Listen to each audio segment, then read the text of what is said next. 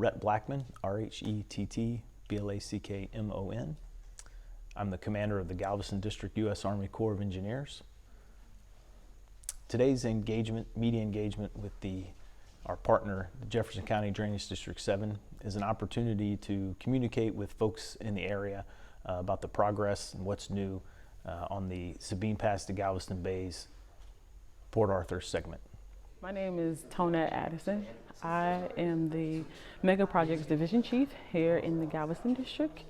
And currently we're here today to talk about the Sabine Pass to Galveston Bay program or project, S2G project. The project is comprised of 3 different elements or separable areas. Hurricane flood protection systems able to function separately. Orange County is a brand new system of new levees, new flood walls, and Port Arthur and Freeport are improvements to already existing established hurricane flood protection systems. So we're improving those levees and flood wall system for the existing system. This is a part of the overall plan to protect our coastal system along the Texas coast.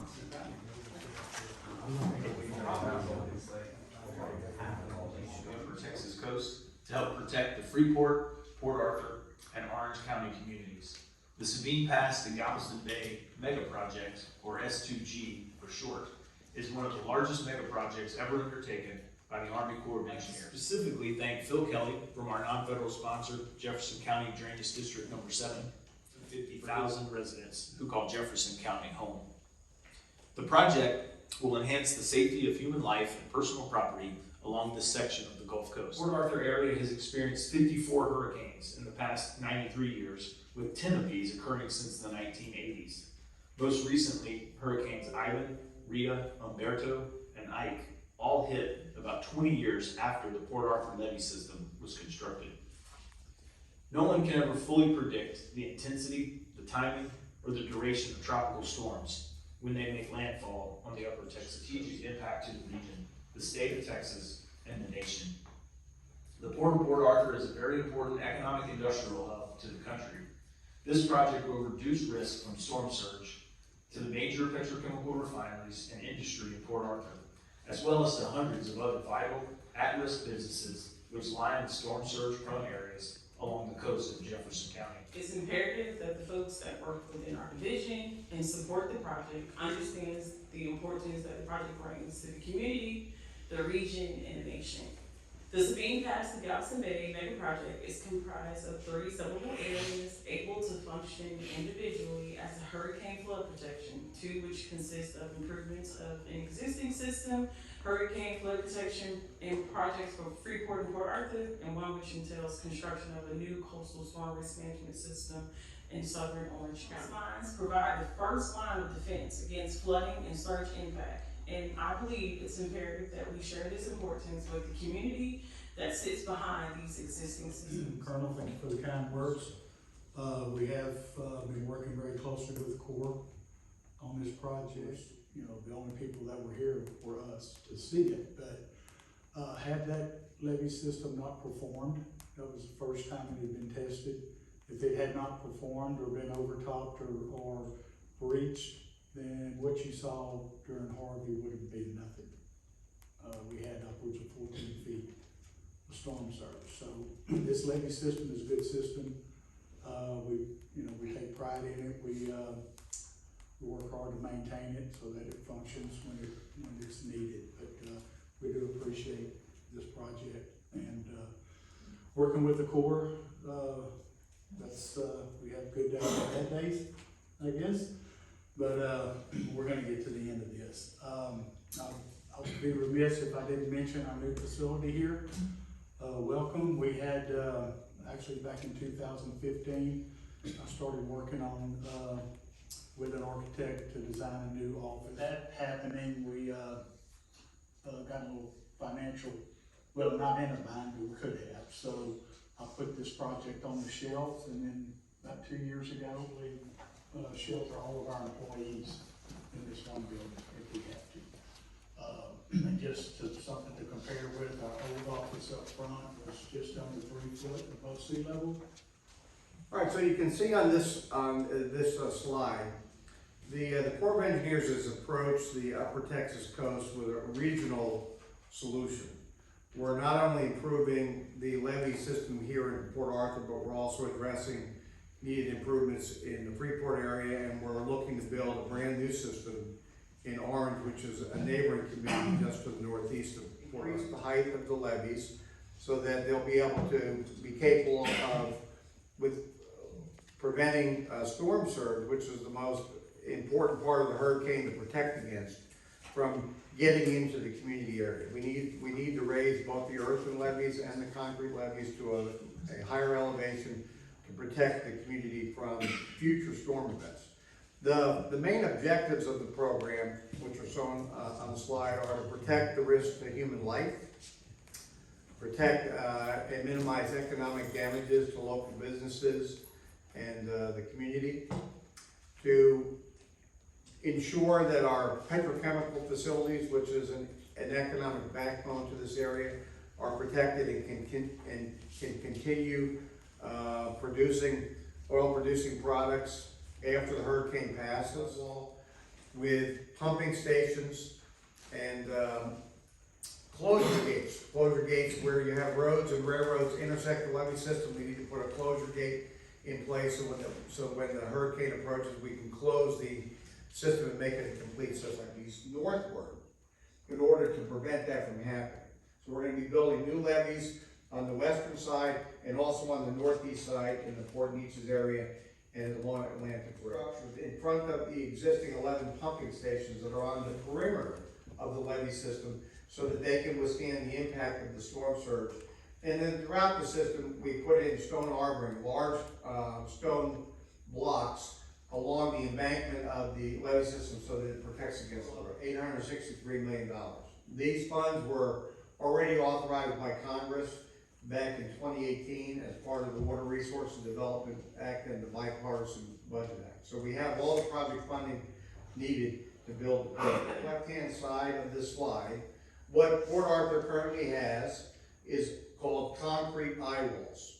It's a vertical concrete wall that essentially is embedded in the ground. We're going to be replacing these walls with what's called a T-wall, where on the bottom of the wall is a concrete foundation that is connected to the vertical part of the wall that provides greater stability so the wall is not pushed over by the hydrostatic pressure of the storm surge. For about 11 miles. We're also going to be building 4 new miles of earthen levee as mentioned previously, and then adding the stone armoring protection.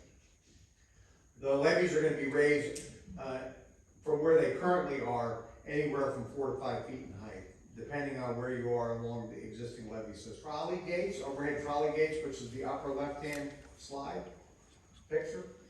There's roller gates, which is the lower right-hand slide, or excuse me, lower left-hand slide, and then there's swing gates that you see depicted in the bottom right-hand slide.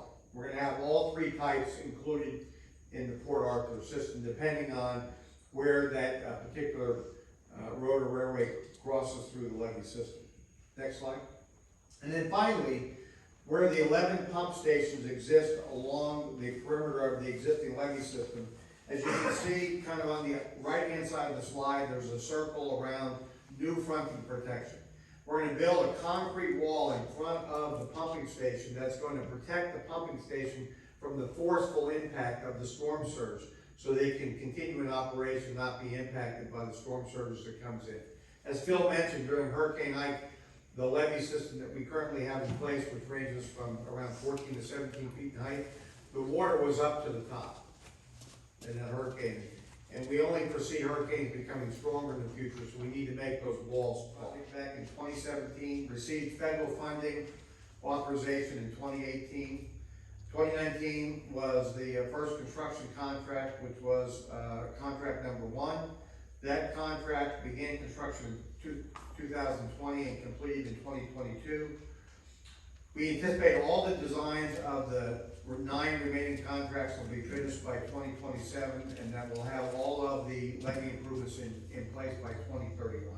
So we're about 8 years out from finishing the project. Protection for 3 pump stations, Alligator, which is on the bottom center of the slide, Lakeside as you move north, and then Rodeo as you approach FM 365. We're gonna put in funding protection at those 3 pumping stations, as well as some other minor levee improvements where the levee joins those locations. Next slide. And we awarded this contract last month, 8 September. It's valued at a little over $100 million.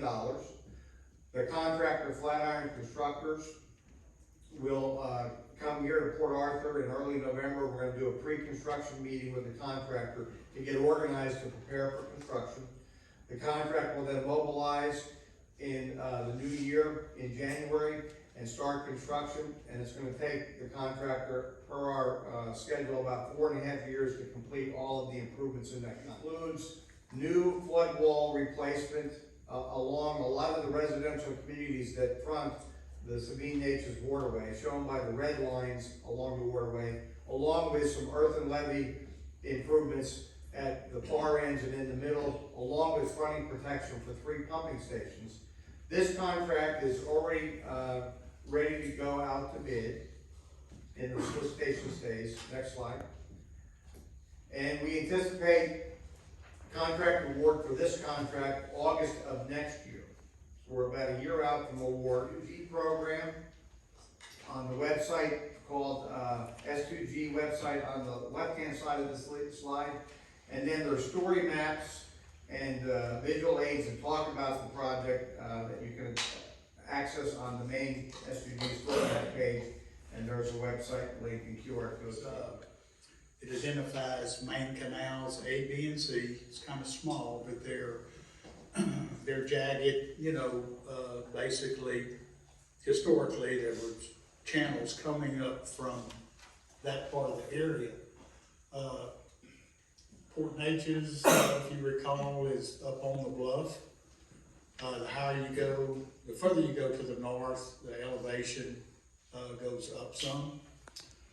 Downtown Port Arthur, you're probably looking anywhere from, you know, +1 to a +2. So historically, that water up in the Neyland, Port Neches area up on that bluff has naturally flowed downhill.